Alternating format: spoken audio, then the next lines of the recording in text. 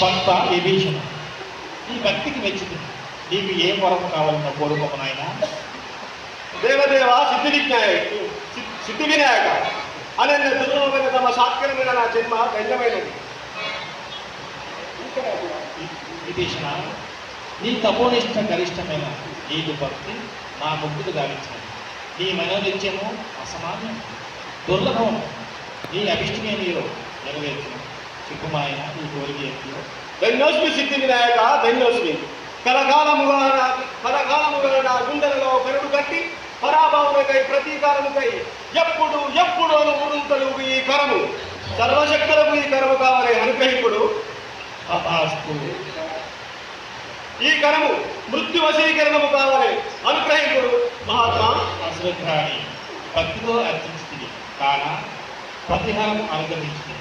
ఇక నీ వామకరము వృత్య భయంకరం, నీ దక్షిణకరము సర్వశక్తి సంకరము.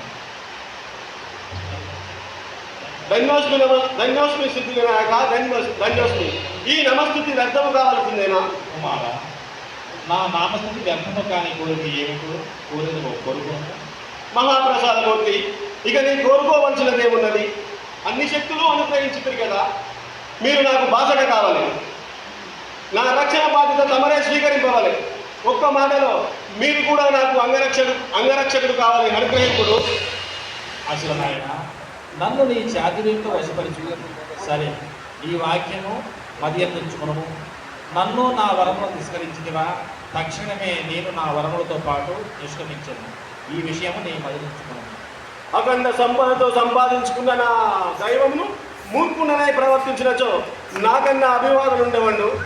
అట్ట నీచ స్థితి నాకు పట్టకుండు కాక